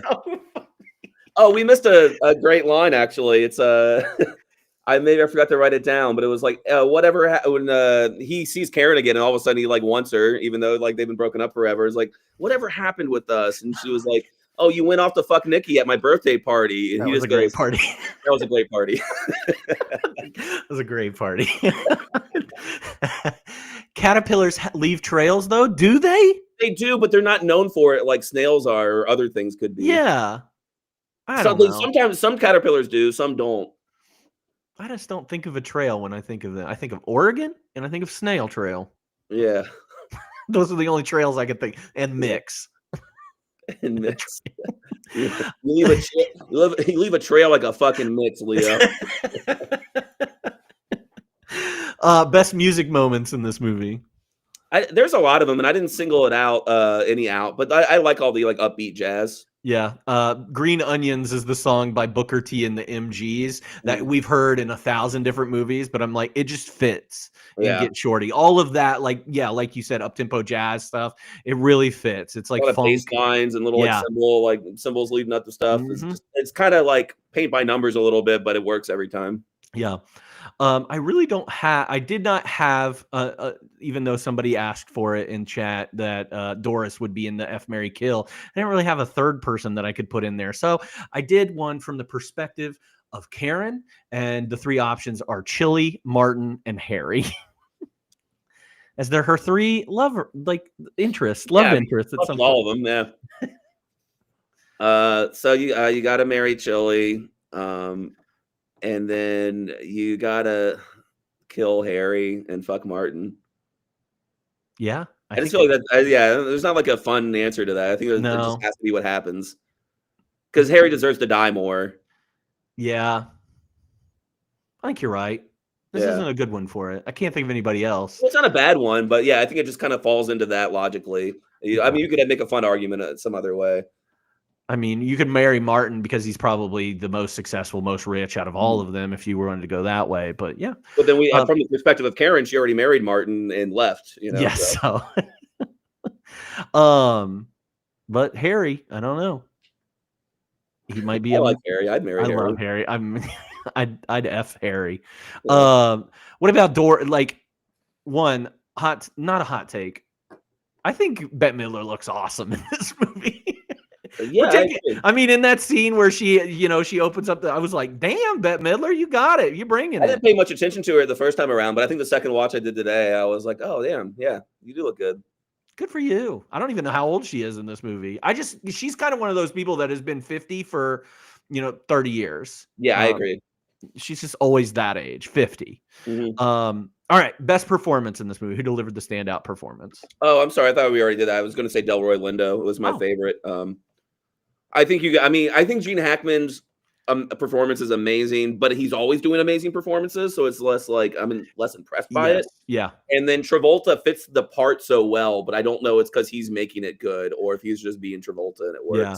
I really like Travolta in this. I think that's my guy. Although I think everybody's doing really great. I do think that out of everybody, that Rene Russo is probably the least doing anything, but I think everybody's just really, really good. Even Bear with his terrible accent. I think I believed him as a character. Yeah, like he gets a lot of like motivation and feelings in the few things he does in the movie, so I like him a lot. Yeah.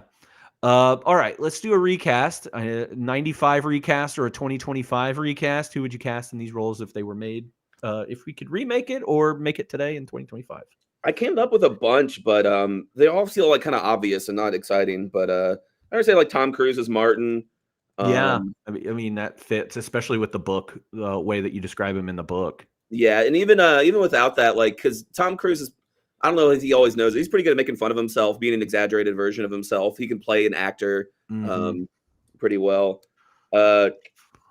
Man, what's the movie? Oh, it's the Paul Thomas Anderson movie I watched a few weeks back for the first time. Magnolia? Yeah, Magnolia, where he plays like the self-help, like red pill guy. Yeah. He's kind of doing that already a little bit. I guess the interesting one for Harry Zim, both in 1995 and 2025, Bill Murray could do it. Yeah. And in 1995, I also had Robert Downey Jr., who's younger. I had Robert Downey Jr. in 2025 as Harry. I just have to write it in 2025. That makes more sense. Yeah, I had him as Harry in that. So I'm glad we both said him though. In 2025 for Chile, Dave Bautista. In 2025? Yeah. Okay. Palmer. I like that. The thing in 2025 I went with was like, have you ever seen the movie Lucky Number 11? It's not amazing. Not in a million years. It was really popular in college. Yeah, it was really popular in college. But Josh Hartnett gives me that kind of like Chili Palmer, like I'm cool and I know that like I'm a couple steps ahead, but I'll probably get the shit kicked out of me at some point in this movie. And I don't know, I really liked him in that. Some fun ones though do you think Bruce Willis would have done this better than Travolta? I had him in 95, and I think he wouldn't have been as good, but I think he's the guy. I think he's the other guy. Yeah. like for the role, because he can do that kind of like quiet, dopey smile, Yeah. confidence, but comedy as well. He does that pretty well. I mean, also had John Cusack. Ooh, yeah. Like a Gross Point Blank kind of. Yeah, 'cause that's one of my pair with movies as well, as like a kind of funny mobster movie, like turned on its head a little bit. So I think thinking of him in Gross Point Blank being kind of funny, but he's even in Gross Point Blank, he never really sells being a tough guy. He's a tough guy in a lot of roles, but like I don't never think of John Cusack as a tough guy. I think he's got another one that's where it's like the Ice Storm or something like that. I think it's like a funny mob movie, like a dark comedy that I've never seen, but I've heard it's really good. So And it kind of works when he's a hitman in Gross Point Blank, because that's not an intimidator or like a beat 'em up guy. He's an assassin. yeah. Michael Keaton was up for the role too, and I was like, I don't know if I would. I like Michael Keaton in that role, but Bruce Willis seemed more on point for Karen. And this is kind of what led me to the Jamie Lee Curtis thing earlier. But I thought Angelica Houston would be fun. One, she'd already worked with Barry Sonnenfeld. Two, she is a part of, Hollywood royalty. She's John Huston's kid. Like, I thought that would be fun. What if we just recast this movie with all the Addams Family Values cast? Let's do it. Christopher Lloyd, make him Martin Weir. Harry Zim. No, he's Harry Zim. Lurch plays Bo. Yeah. Yeah, I think that's good. Yeah, none of them are great. Like Uma Thurman for Karen, I think would have been better, but I mean, there's obvious reasons why it didn't happen. I think she's young though. You kind of want I think Karen to be a little bit older. Like, it's so hard doing these because I don't know how old people are in the 90s because they all look older. Yes. Than they and are. Uma Thurman, you would think is like, oh, she's 30 some years old in 1995. Like, and then in 2025, everybody is older than they look. So I'm just like, Robert Downey Jr., he's like, what, 94 years old? I don't know. But like, I saw the Dr. Doom thing. He didn't seem that old. Yeah, it's weird. It gets real weird when you're trying to age people up. Because another one, like, I mean, Gene Hackman was 80 years old for 10, 20, 30 years. Yeah, he looked old in the 70s. He looked 60 in the 70s. Yeah, he did. Kurt Russell, that would have been. I like Kurt Russell. I love Kurt. I always want to put Kurt Russell in things because I find him as one of like the most charming actors of all time, and he's always in fun roles. I don't know where I'd put him in this. Bear, maybe Bear. He could be Bear. Yeah. Kurt Russell. In 2025, Coleman Domingo as Bo. Oh, as Bo. Yeah, I love Coleman Domingo. He would do that really well. Yeah, because he's got a little bit of like toughness and scruffy to him, but can also be like very slick and kind of have that warm smile that's a little insidious. I love that, and like can be scary. Like Coleman Domingo can be very scary and heartwarming. He is unique. He is such a unique I loved watching him in Sing Sing last year so much that I kind of just want to go find his movies and watch more of him. Yeah. Like I want to watch I know he plays a bad guy in it, but like The Color Purple, the most recent one that just came out. Oh, I forgot that happened. Yeah.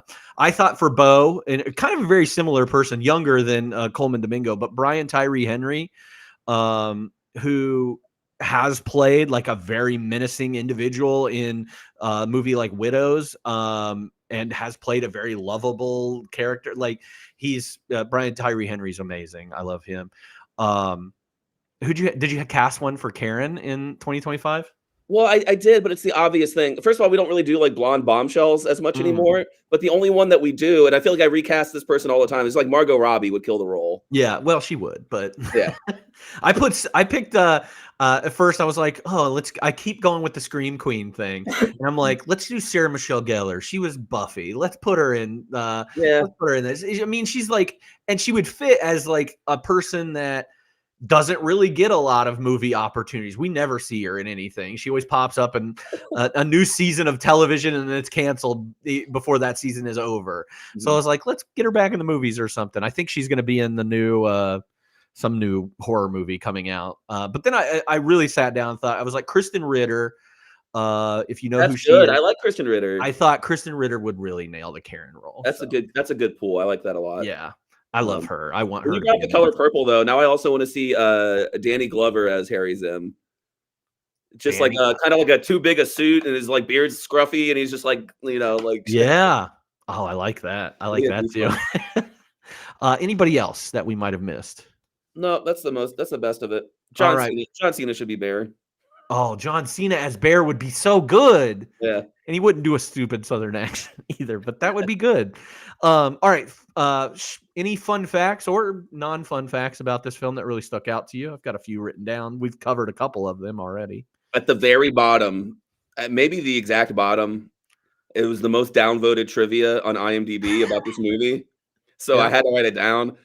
Gene Hackman is the only main cast character whose name doesn't end in a vowel. I love that. I saw that one earlier. Awesome. It's very dumb. Just downvoted all the way to the bottom of like 400 trivia facts. Oh, that is one of the best ones. Did you know the real Chili Palmer was in this movie? Yeah, where was he? He is at the very beginning when Ray goes up to Chili's table. He's on his left, like he's on the right of the screen, left of Ray. Says, that was a good one. Like, yeah, he walks away about the chili joke. He's like, "Oh, it was a good one." Yeah, that's the real Chili Palmer. Nice. Didn't know that was his best friend growing up, Elmore Leonard's friend. So, what else? I'm looking. We've mentioned a lot of these. That's not interesting. Oh, Elmore Leonard said that Martin Weir was based on Dustin Hoffman, and I kind of get that. I like that. Yeah, I saw that one too. Remember, like him being short, but not Danny DeVito short. Him being kind of an everyman and like wanting to be liked by people and wanting to fit in, but being just kind of too weird to be around people. And still can't help but be like a huge celebrity that does like weird celebrity things like order off menu and stuff. Yeah, very douchey. And I love Dustin Hoffman, don't get me wrong, but like I definitely see him as having like his head a little bit up his ass, but like trying not to really hard the whole time. Yeah. I like that one. The Renee Russo, when she first met Barry Sonnenfeld and Danny DeVito, she had allergic reaction to the sesame in her tuna sandwich. And so I think it's funny that it's like Sonnenfeld just felt sympathetic and assured her that she got the role. It's like, oh, so maybe she wasn't the best one, but she almost died. So like she almost died reading for her. Yeah. Don't love that. I mean, I wish I had footage of when they were shooting the bed scene. They had to do it a million times because John Travolta kept just doing the scene in different languages as Elvis in different accents, including Japanese. Yeah, I want to see those outtakes. I want to see those outtakes where he's just like, "Hey guys, aren't I hilarious? I know it's take 14, but I'm going to do this one in a Japanese accent." He would never make it on a Fincher movie. I've got one more. What anything else you got? You do one more, and I'm going to tell you a little bit about the plot of Mr. Lovejoy because it's talked about a lot in the book. Ooh, yeah, good. Okay, the only thing, this one's kind of a movie mistake, is that, and it pissed me off when I saw it, and I remember it. When Chili pulls up to Martin's house, he pulls up on the opposite side of the road that he should, but when Martin comes out to see the minivan is facing the appropriate direction. Right. And that's because they wanted to show the automatic door sliding. Because it was only on one side. Yeah. It made me mad. I didn't notice it. I mean, I read the trivia thing about it, but I was like, I don't care. Yeah. No, it pissed me off because I was like, one, he's doing something that I really hate when people do on when they're parking. Oh, but he's parking the wrong side of the street. Yeah, he cuts across to get on the other side. When he shows up? Yes. Okay, all right. Yeah, he pulls just pulls straight over to cuts right, goes left to center. I'm not gonna lie, I have like 4 outstanding tickets because I do that shit all the fucking time. I don't like it. I had a lot of people be mad at me. A friend of ours, my friend Kinsey, hated it a lot, so I did it in front of her house every time I went over. Justice. I'm okay with that. Yeah. All right, tell me about the plot of Mr. Lovejoy. Okay, Mr. Lovejoy. They talk about it a lot, and it's kind of fun if you're a movie nerd. Part of the book, you get some of these lines that stay in, like when I do want to see the Ben Stiller scene. Yes, thank you for, because I mean, I think Sonnenfeld called it like the funniest part of the movie. It just didn't fit. But yeah, they talk a lot about like what's wrong with it and how to fix it. But the plot of Mr. Lovejoy is actually a florist sees like maybe a crook or just kind of like a shitty dude. Yeah, I think he's like a criminal too. Run over his kid in the street in front of his like his florist shop because he was just speeding, and his son dies like right in front of him. He's looking through the florist shop windows and sees his son get hit by a car and killed. And then that guy, through his criminal connections, like gets off with just a suspended license.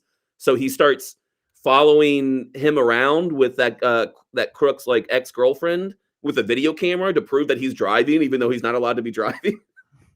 And they just do that the whole time. And then he takes him to court and he's like, this guy's driving. That guy killed my son's driving. And he gets like obsessed with it. And he's like, he's not allowed to be. And they're like, okay, I guess we'll extend his suspended license. There's still not like much justice that comes out of it. You read like some lines, like they're written out like scripts in the book. And there's like a line where the aggrieved florist comes out of court after he loses again, after doing all this work. And like his sister and brother-in-law are like, you're a piece of shit, why don't you get a life? Like, and they're just, it's like, and now you owe him all this money or something like that. And I don't know what happened, but then at the very end of the movie, he's still following him obsessively. And then the guy like chases him back. The crook chases him around in his car until he gets back to the florist shop. And he's like sitting there thinking he like ditched him. But then the lights come on and the guy's coming straight at him. And he's either going to get killed in the same exact spot his son was killed by the same exact guy. But then I don't know, he dodges out of the way and then he crashes into the florist shop and the guy kills himself in the car accident. And then there's a lot of discussions about like motivation and like whether you want this guy to be more active or what kind of movie it's going to be. Yeah. That's Mr. Lovejoy. But in the book, there's a little bit in the movie, but in the book, everybody's like, who reads the script is like, man, what a fucking script. You got something here. Is there anything racial in it? Like, is the florist owner like, no, I was going to say it's some weird race stuff in the book. It's very like, I mean, I say weird. It's very like normal for the genre race stuff, but I don't think in Mr. Lovejoy there was. No, I was just wondering. It sounded like at first it sounded a little bit like Bonfire of the Vanities, where the like rich guy hits and kills a kid, a black teenager. It kind of is like that, yeah. But no, it wasn't racial. It's just like, and then it reminded me of like I don't know, Brian De Palma movie. Like, what's the one? There's ones that are like obsessed with like exhibition and cameras. Well, there's Body Double, and Dress to Kill are probably the one. There's one that is like very movie centric. They all kind of blend together. All the De Palma movies, which are okay, they kind of blend together for me. I love those. I watch them. They're always interesting. I watched, I think, Dress to Kill and Body Double within the last 2 years, and I freaking loved those movies. I really like those. And he did the one tape. Was it not tape? The one where the guy like they just have a tape of his missing daughter like doing a snuff film or something. Oh, what is that movie? 8mm, something like that. With Nicolas Cage. Yeah. No, I think it was remade into that. Anyways, no, not 8mm. I know what you're talking about, though. I know what you're. Yeah, it's not important. Yeah. But Mr. Lovejoy is like a big part of the thing, and it's fun to read about. And then it makes a lot more cool conversations if you're into movies and would like to read the book. You don't have to; it's not the best book I've ever read or anything. But like you get more like even though there's this tension between like Chili and Bo when he breaks into the office and whatever, but you get like a longer scene of them discussing how movies are made and like what makes a good movie and how they should change the script for that or this. It's good. Yeah, I love that. I love it. Snake Eyes was the Brian De Palma film I was thinking of, but 8mm I think is the Nicolas Cage movie. I think it's 8mm. Yeah, I think that one has to do with private investigator and a snuff film and all this stuff. So I think that one's it. Anything else? No, that's it. Cool. Like a fine wine and dish, if you could pair this movie with another movie for a double feature, what would you choose? If you have any that you'd like to put in the chat, feel free to do those. But what'd you have? I'm sorry, I was thinking of a Paul Schrader film. It's called Hardcore. All right. I just watched Hardcore, not like within the last year. Paul Schrader, not De Palma. Paul Schrader maybe is the guy who makes a lot of creepy films that I'm like, I don't know. They're very horny in a not fun way. Well, De Palma's pretty horny in a not. Yeah, he does that too. That's why I get mixed up. Maybe. Yeah. But Schrader he's got some things going on. Yeah, I don't know. It just always feels too icky. Like he wrote Taxi Driver, so. Yeah, which I love, but I mean, yeah. What were you asking me? Oh, this is the movie pairing. All right, yeah. So we talked about Jackie Brown and Grosse Pointe Blank. For some reason, I think I watched two movies on the same day 20 years ago, and so I always associate them with together. So I haven't seen this movie since last time I saw Get Shorty. So I was going to put Death to Smoochie down. Oh yeah, because I just watched them both on the same day, and they were like black comedies. Is that a Danny DeVito movie? Maybe I'm not sure I was watching Danny DeVito movies that day, but But I think that's either he wrote it or he directed it. Danny It's DeVito also like directed it. Yeah. it's a little showbiz and like dark comedy. Mhm. Yeah, it is Danny DeVito. I've It never is. seen it. I've never seen it. But it was like during that time when Robin Williams was doing his darker roles. So he had like 1 Hour Photo and Insomnia come out all within the same like But year. Death to Smoochie is more like a Bobcat Goldthwait, like. But I mean, I don't know. No, it's more like it's dark, but it's also very funny. Like it's Yeah. it's a comedy. And A Fish Called Wanda, I thought was a good pool Ooh, yeah, I like that. for like it's a criminal caper with lots of like running around and partnering up with different people, but everybody has a different station in life. It's not just like mobsters versus mobsters. So Yeah, that it's like reminded me of this. everybody versus everybody. Yeah, even though you think like Jamie Lee Curtis and Kevin Kline are on the same team, she's out for herself the whole time. And Yeah. And it's a great movie. I love Fish Called Wanda. That's a great movie. And the last one I had was The Long Goodbye, which is just another great. We've talked about it a bunch. Just Yeah. LA noir, and the way Elliot Gould does it brings some comedy to it, even though it's more of a serious movie than this one. It is funny. Burn After Reading, somebody said in chat. Makes a lot of sense. I just forgot about this part that they duplicated. It's kind of like a little fun thing, but from The Godfather to this, they had the same actor. The guy that plays Mo Green gets shot receiving a massage, and he's laying down wearing the Mo Green glasses in this. So I like that part. But I said The Player. Who Ebert mentioned The Player. We watched that last year or the year before. Good Hollywood movie. Hail Caesar, if we're going to go with Coen brothers and like the Hollywood like. I picked Babylon, another movie about Hollywood that I really love. It's 3 hours long. It's not really like noir stuff, but still really fun. And then I thought Tropic Thunder is a good one for. Oh, that's good. Yeah. This even has the Tom Cruise making fun of kind of himself and Hollywood people as well. Grossman, yeah, Lev Grossman. So yeah, those were mine. All right. I'm sorry I'm sorry I talked about the book so much, but I do want to take a couple minutes to talk about Be Cool, the sequel. Yes, please do. Because I've not seen this. This movie's not good, but you might should watch it because it's fun to watch. It's like 10 years after Get Shorty's made, and I think it is based on the book that Elmore Leonard wrote. But now Chili Palmer is sick of the movie business, and so he's like, I want to get into the music business. And there's a lot of tropes and things that are like they happen the same way or they're very similar. Like there's a character like the Bear, but the Bear is Dwayne "The Rock" Johnson with his afro grown out a bit, who's a gay bouncer enforcer. There's a lot of slurs thrown around. It's not that part's not fun, but the people in this, like everybody making this movie, they're having so much fun and they think they're in a hit. This is going to be amazing. But this movie has Cedric the Entertainer. Vince Vaughn is a club owner who thinks he's black, according to the movie, and talks that way the whole movie. Uma Thurman, The Rock, Andre 3000's in this. John Travolta's back. Harvey Keitel's a major role. Is he playing himself? No, he's playing a different character. He's not playing himself. Steven Tyler's in there playing himself. Christina Milian is playing herself. She's a major character. Danny DeVito is back as Martin Weir, and he doesn't really have anything to do with the plot. He's just around a lot. And then they have other cameos from RZA. There's a whole performance by Black Eyed Peas, Gene Simmons, Jimmy Iovine, Fred Durst, Seth Green, Anna Nicole Smith, and then Dan Brown, the author, is just in this movie randomly. What? And then the whole thing is like, let's do Get Shorty again, kind of exactly the same way. And but now it's the music industry. And all of that stuff's in there. So, like, it's funny. It's fun to watch. It's a worse movie, but it's fun to watch. So I think it's on Prime. If you really like this and just want a little bit more of a hit, you'll get something like a stepped on down to baby food level of Get Shorty with that movie. I just want to see the acting debut of Dan Brown. Yeah, I mean, I think he's just like a concert goer. Oh, he's just like, oh, there's Dan Brown. I had to click through the hyperlink. I was like, well, they're not talking about that Dan Brown, right? And it was like, no, they're talking about that guy. That's awesome. That is so good.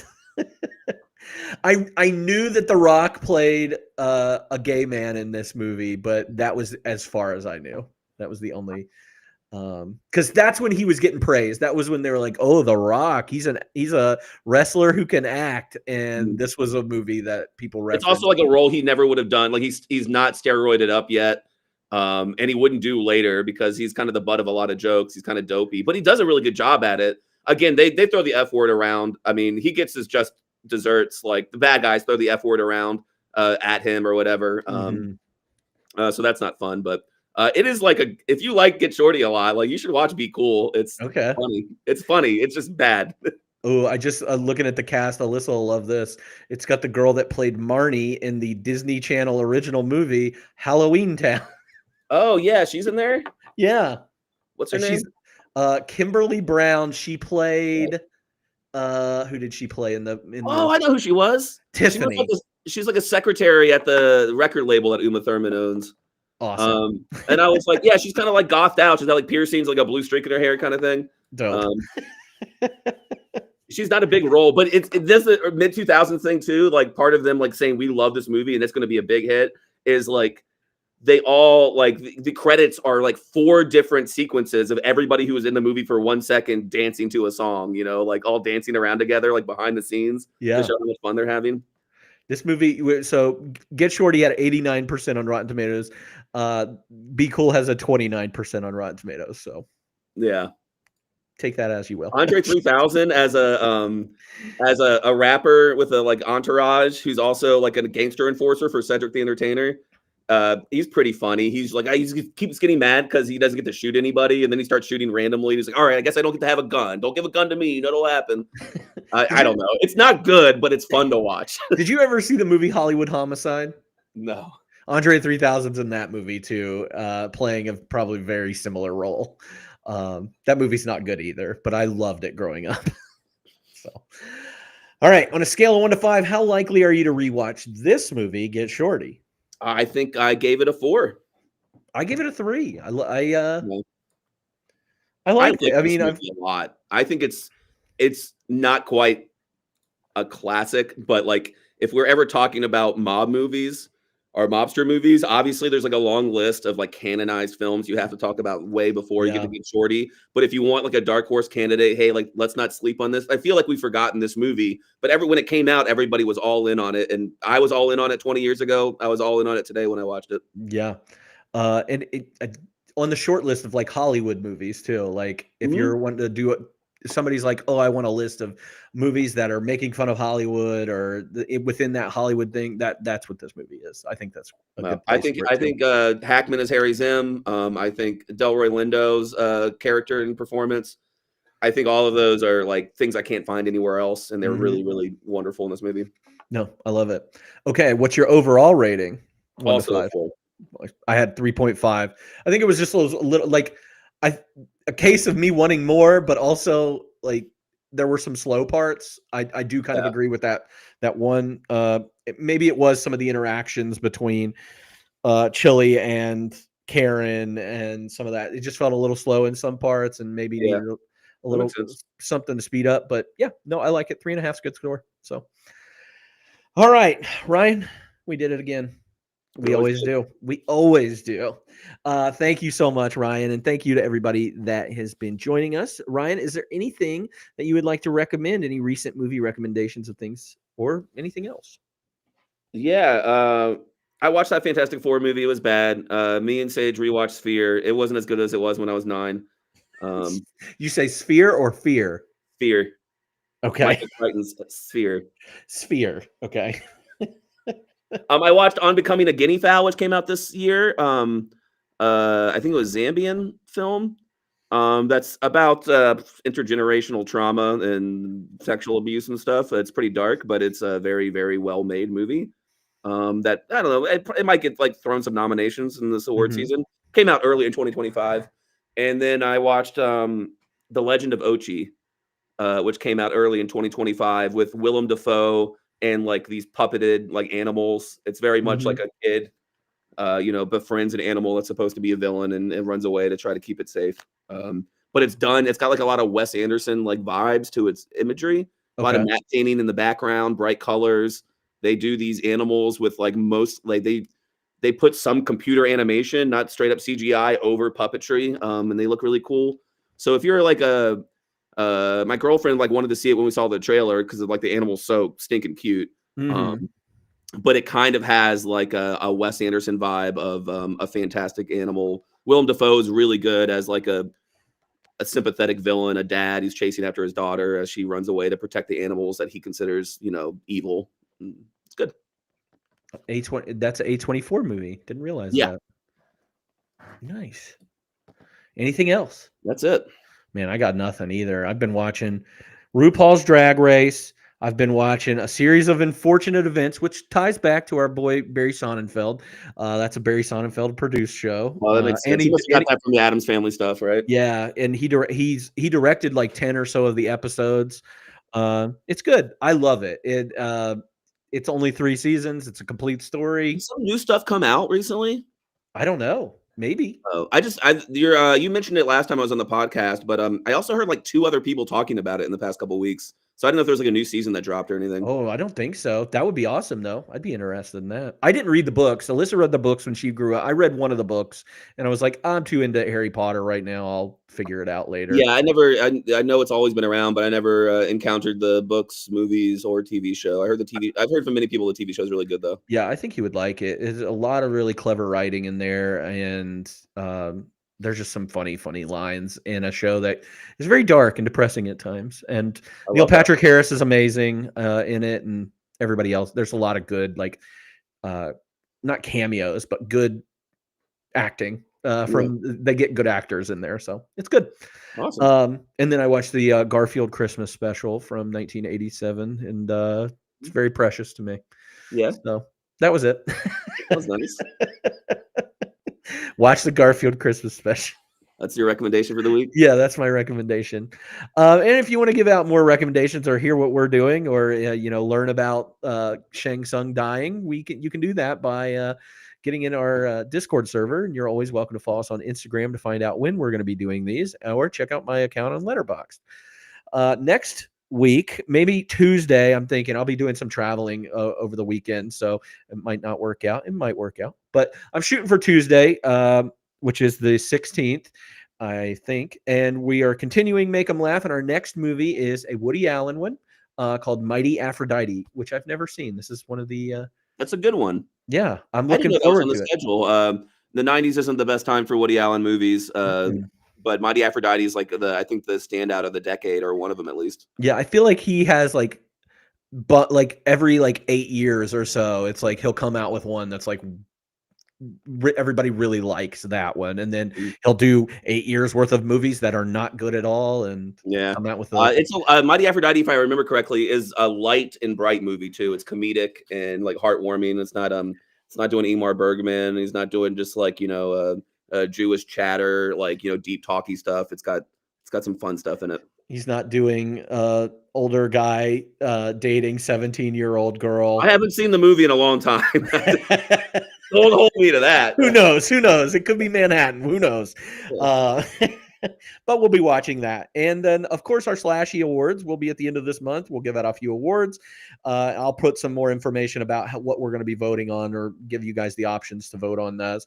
And we'll look back on 1995 and then roll out our new list for 1996, give you a new sneak peek at our new intro video that I put together. And that will be on Tuesday, December 30th at 6 p.m. There'll be some weird stuff going on. We're getting close to the holidays, so people are going to be out and about and everything. So we're going to work with some scheduling and stuff. So, but that's it. So thanks all for tuning in. Thanks for subscribing. Thanks for following. Thanks for doing everything that you do. And we'll see you next time on 52/1995. Bye. Wait, you got to say your line. Be nice to women. Thank you.